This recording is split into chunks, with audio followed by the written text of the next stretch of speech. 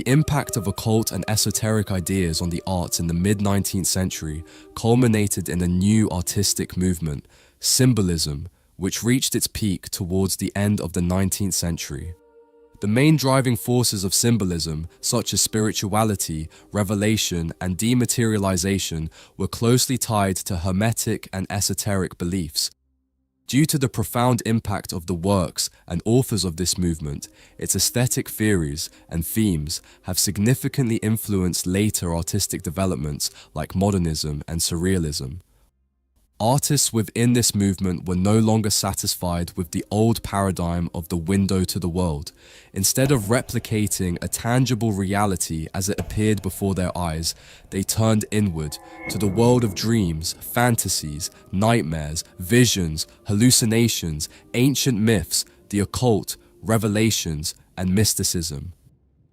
However, this was not a quest for new themes merely to shock the bourgeoisie. Both the aesthetic and conceptual attitudes they developed stemmed from a deeply rooted philosophical foundation in occultism, as we will explore throughout this video. Only in the past 2 decades have art historians recognized the need to re-evaluate their narratives regarding symbolism. This movement reflected one of the most extensive ideological shifts within Western culture of its time. At that moment, a noticeable change in attitude seemed to occur. Elements previously excluded from Western art and culture, or presented cryptically, as in the Renaissance, gradually emerged to be displayed openly. Why did this happen? Well, there are several reasons, but perhaps one stands out above the rest. In 1870, the city of Rome and the Vatican were captured by the Italian Unification Army. The Pope was imprisoned within a Vatican that no longer belonged to him, as it had been expropriated by the newly established Italian Republic. What did this mean? The old cultural paradigm, at least in the West, began to transform into a new one. A century earlier, addressing themes like those of the Symbolist movement would have resulted in a visit from the Inquisition, imprisonment, torture, or even execution by fire. But a new paradigm now existed. The initiated artists of the time experienced a kind of freedom they had never known before. No authority could stop them from expressing their beliefs and exploring the themes that truly moved them. This entire sociocultural process reached its climax in the arts, which is our focus today, the symbolist aesthetics of the second half of the 19th century. Art historians consider the ideological origins of the movement to lie in Les Fleurs du Mal, the most famous work of Charles Baudelaire. Another initiate, Edgar Allan Poe, also played a decisive role in the movement, providing many of the images and literary figures that would be utilized. The origins of symbolism are often explained as an artistic reaction against naturalism and realism, anti-idealist movements that exalted everyday life and placed it above idealism. Art historians also frequently discuss another conflict, that between symbolism and science. The symbolist poet Albert Aurier declared that mysticism alone had the potential to save modern society from brutality. However, opposition to science in general was more rhetorical than literal. The positivism of science served as a useful opponent in the self-reflection of symbolist artists, a necessary mirror. But in truth, many scientific ideas were integrated into their art. According to Aurier, mathematics was the only true, exact, and rational science, and there was none of that elsewhere. He argued that mathematics was closely linked to mysticism, while modern natural sciences were inaccurate and incapable of producing precise solutions. Aurier further claimed that, due to this incapacity, natural sciences inevitably led to skepticism and fear of thought itself.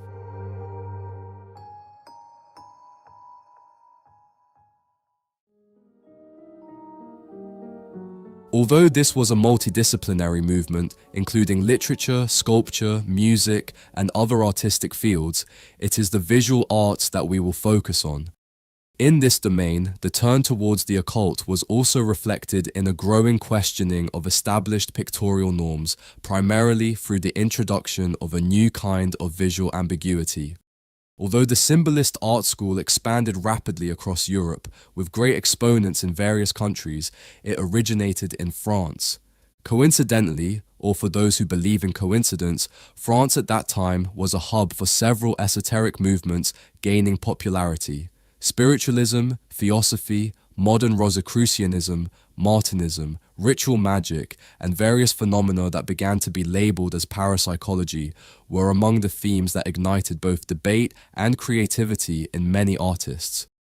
These new ideologies were disseminated through lectures, public conferences, and numerous articles in newspapers and magazines. Initiated artists saw themselves as visionaries of a new era, where art would play an essential role in society, the creation of a universal brotherhood, and a new cultural paradigm that was taking shape. The term symbolist was first coined by the critic Jean Moraes, who, in a manifesto published in 1886, defined symbolism as an enemy of teaching, declamation, full sensitivity, and objective description. In essence, symbolist artists believed that the goal of art should be to develop the most transcendental truths, which could only be obtained through ambiguous and unorthodox methods. Moraes's Symbolist Manifesto also stated, "In our art, scenes of nature, human actions, and the rest of existing phenomena will not be named to express themselves. Instead, they will serve as sensitive platforms meant to show their esoteric affinities with primordial ideals."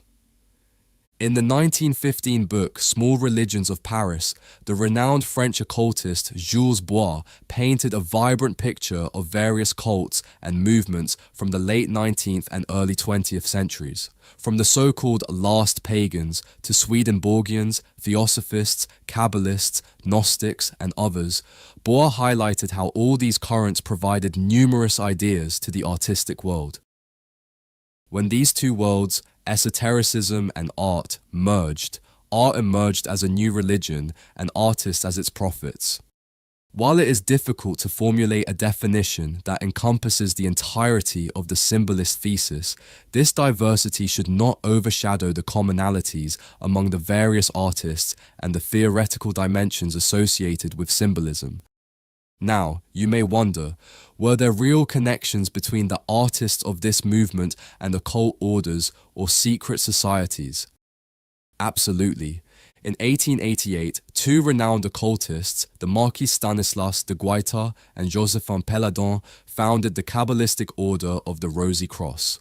Occultism experts assert that Papus, an associate of the founders and a member of the organization, composed the rituals and structure of this order, which were practically identical to his Martinist order, the Order of Unknown Superiors.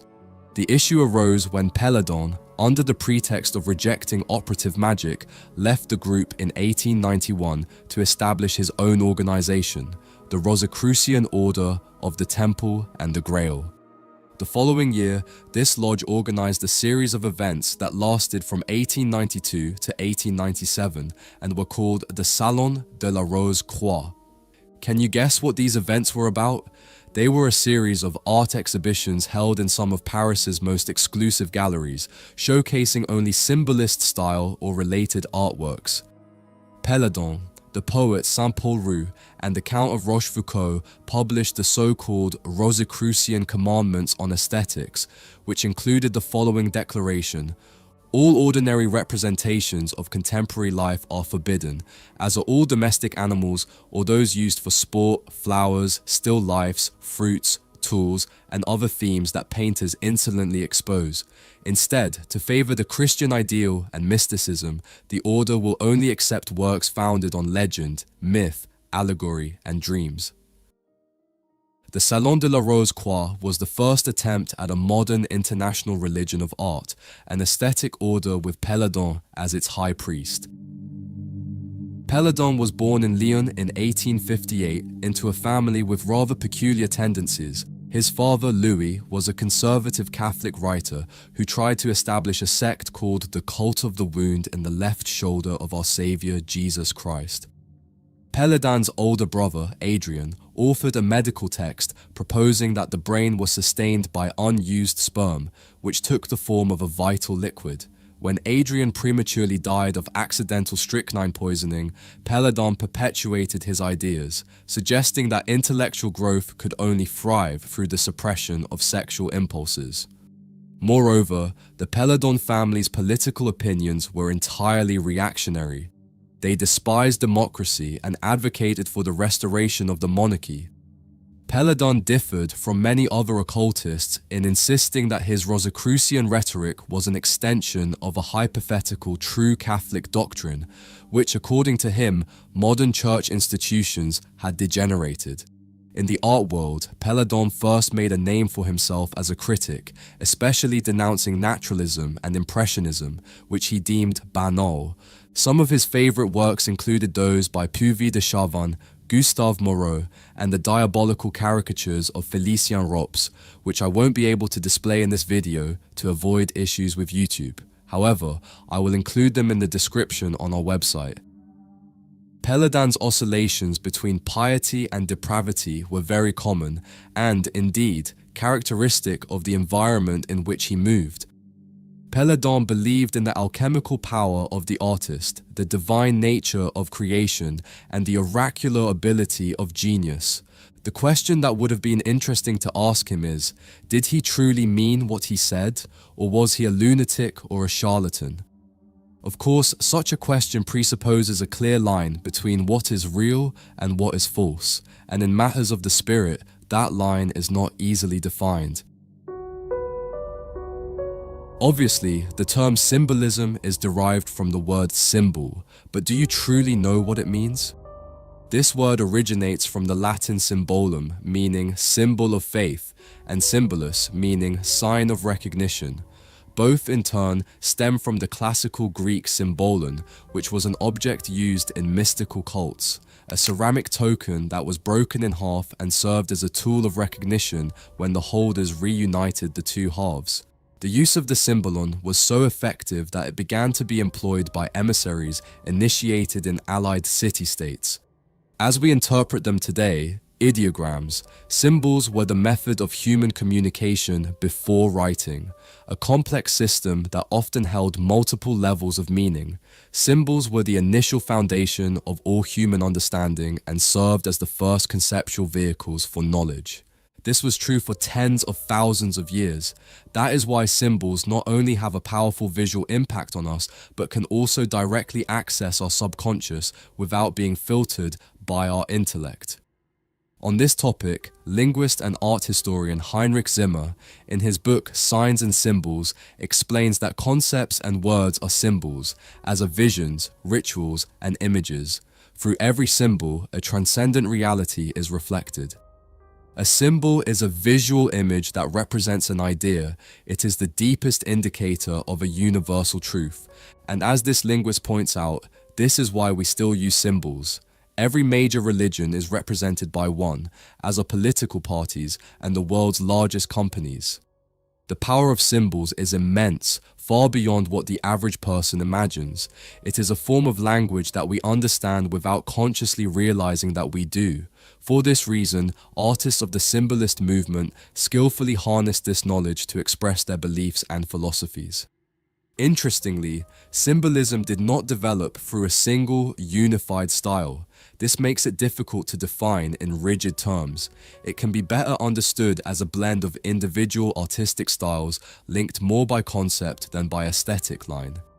Symbolist artists sought to redefine art and restore the spirit they believed had been lost with Impressionism and Naturalism.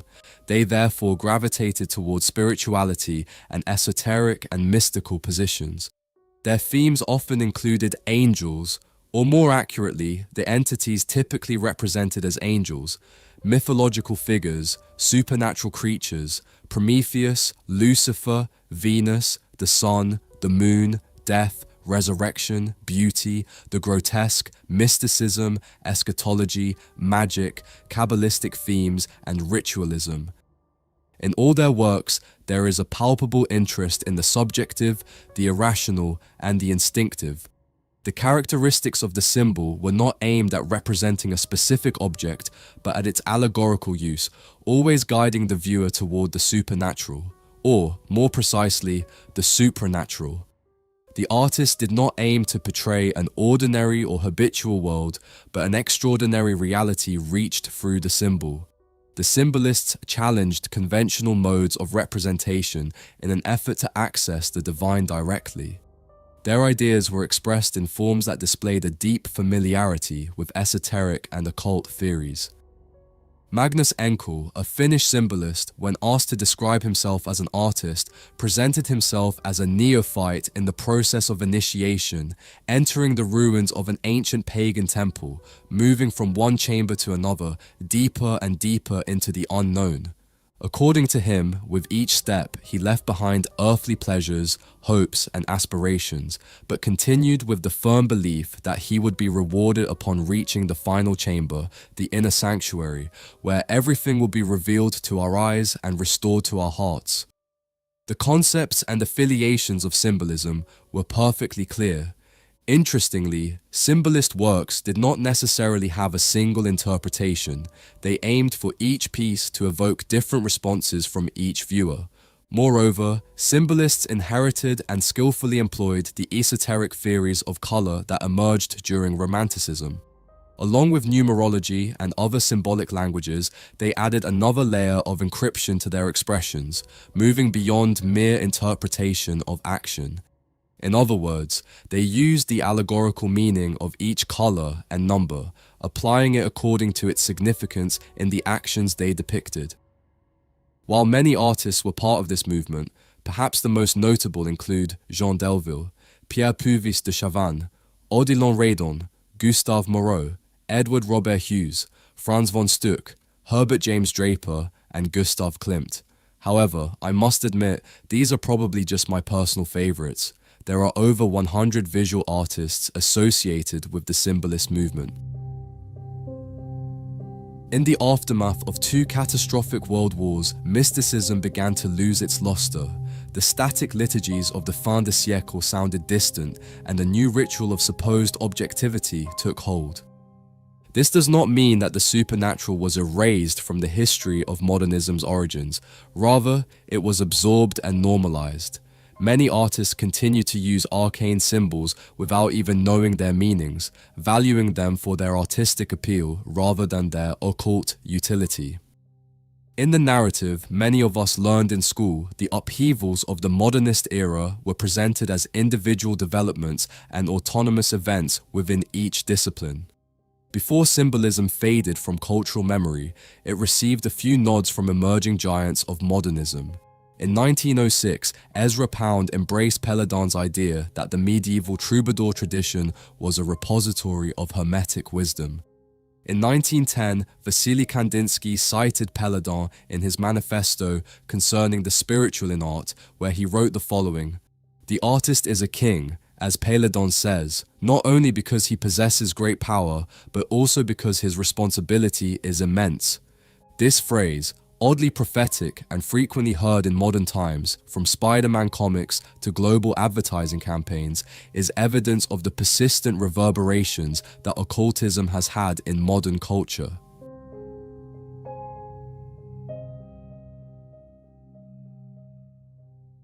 Thank you so much for making it to the end of the video. I sincerely hope you enjoyed this journey and learned a bit more about symbolism, which, I must confess, is my favorite artistic period. Throughout the video, I wanted to share some of my favorite paintings from this movement, works that not only inspire me, but also reflect the deep mystery and spirituality that define this remarkable art form. Now, I would love to hear your thoughts. Which symbolist artist or artwork would you like us to analyze in a future video on this channel? Leave your suggestions in the comments, as it's always a pleasure to discover new perspectives and share this passion for art with all of you.